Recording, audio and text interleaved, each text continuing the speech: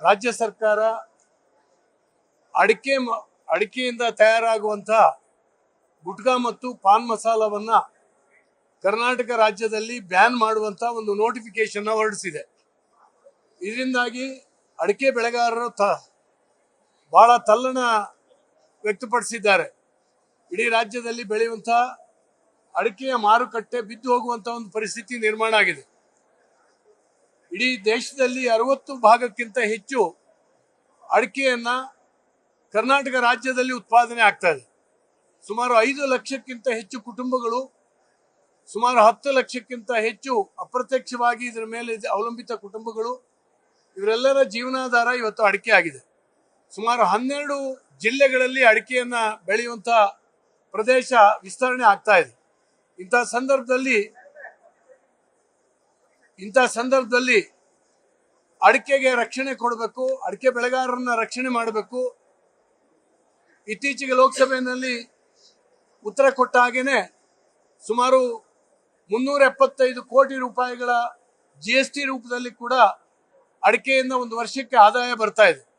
ಹೀಗಾಗಿ ಅಡಿಕೆ ಬೆಳೆಗಾರರು ಸ್ವಲ್ಪ ನೆಮ್ಮದಿಯಿಂದ ಇದ್ರು. ಹಾಗಾಗಿ ಅಡಿಕೆ ಬೆಳೆಗಾರ ರಾಜ್ಯವೇ ಆಗಿದ್ರಿಂದ ಇಲ್ಲಿ ಇದನ್ನ ಬ್ಯಾನ್ ಮಾಡುವಂತ ಪ್ರಯತ್ನಗಳನ್ನು ಮಾಡಬಾರ್ದು. ಯಾಕೆಂದ್ರೆ ನಾವು ಅಡಿಕೆಗೆ ಪರ್ಯಾಯವಾಗಿರ್ತಕ್ಕಂಥ ಮಾರ್ಗವನ್ನ ಕಂಡುಹಿಡಿಯುವವರೆಗೆ ಅಡಿಕೆ ಬೆಳೆಗಾರರಿಗೆ ರಕ್ಷಣೆ ಬೇಕು. ಗುಟ್ಕಾಕ್ಕೆ ಅಡಿಕೆ ಹೋದ್ರ ಮೇಲೆ ಬೆಳೆಯ ವಿಸ್ತಾರ ಆಗಿದೆ ಅನ್ನುವಂಥದ್ದನ್ನ ಇವತ್ತು ಮಾನ್ಯ ಮುಖ್ಯಮಂತ್ರಿಗಳಿಗೆ ಅರಿಕೆ ಮಾಡಿಕೊಟ್ಟಿವಿ. ನಾವು ಎಲ್ಲ ಪಕ್ಷಗಳ ಶಾಸಕರು, ಅದು ಬಿಜೆಪಿ, ಕಾಂಗ್ರೆಸ್ಸು, JDS ಎಲ್ಲ ಪಕ್ಷದ ಶಾಸಕರುಗಳು ಕೂಡ ಮನವಿಗೆ ಸಿಗ್ನೇಚರ್ ಹಾಕಿ ಎಲ್ಲರೂ ಕೂಡ ಒಕ್ಕೊರಲಿನ ಬೇಡಿಕೆಯನ್ನ ಇಟ್ವಿ. ಅಡಿಕೆ ಬೆಳೆಗಾರರಿಗೆ ಹಾನಿ ಆಗದಿದ್ದಂತ ರೀತಿಯಲ್ಲಿ ರಕ್ಷಣೆ ಕೊಡಬೇಕು ಅಂತ ಹೇಳಿದ್ದೇವೆ.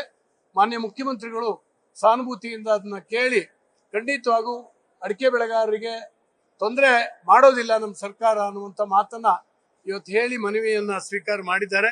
ಅಧಿಕಾರಿಗಳ ಜೊತೆಯಲ್ಲಿ ಮಾತನಾಡಿ ಅದನ್ನ ಸೆಟ್ಲ್ ಮಾಡ್ತೀನಿ ಅನ್ನುವಂಥ ಮಾತನ್ನು ಕೂಡ ಈಗಾಗಲೇ ಹೇಳಿದ್ದಾರೆ. ಮನವಿ ಕಾಪಿ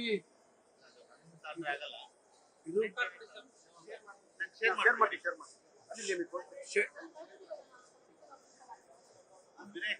ಝೂಮ್ ಮಾಡಿದ್ರೆ ಆಗುತ್ತಾ? ಇದು ನಾನು ನಿಮ್ಗೆ ಕಳಿಸ್ತೀನಿ.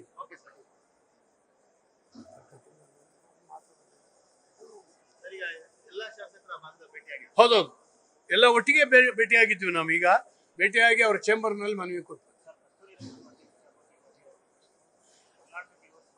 ಇಲ್ಲ, ಕಸ್ತೂರಿ ರಂಗನ್ ವರದಿಯ ಬಗ್ಗೆನೂ ಕೂಡ ಮಾನ್ಯ ಮುಖ್ಯಮಂತ್ರಿಗಳನ್ನ ಸೋಮವಾರ ದಿನ ನಾವು ಭೇಟಿಯಾಗಿ ತಕರಾರು ಹಾಕಬೇಕು ಅಂತ ಹೇಳ್ತೇವೆ. ಯಾಕಂದ್ರೆ ಕಸ್ತೂರಿ ರಂಗನ್ ವರದಿ ಜಾರಿ ಆದರೆ ಪಶ್ಚಿಮ ಘಟ್ಟದ ಭಾಗದಲ್ಲಿ ಇರ್ತಕ್ಕಂಥ ಜನರಿಗೆ ತುಂಬಾ ತೊಂದರೆ ಆಗ್ತದೆ. ಅದನ್ನ ಕಳೆದ ಎಲ್ಲ ಸರ್ಕಾರಗಳು ಕೂಡ ವಿರೋಧ ಮಾಡ್ಕೊಂಡು ಒಪ್ಪಿಗೆ ಕೊಟ್ಟಿರ್ಲಿಲ್ಲ. ಈ ಸರ್ಕಾರಕ್ಕೂ ಕೂಡ ನಾವು ವಿನಂತಿ ಮಾಡ್ತಿದ್ದೇವೆ. ನ್ಯೂಸ್ ಫಸ್ಟ್, ನಿರ್ಭೀತಿಯಿಂದ ನಿಮ್ಮ ಪರವಾಗಿ.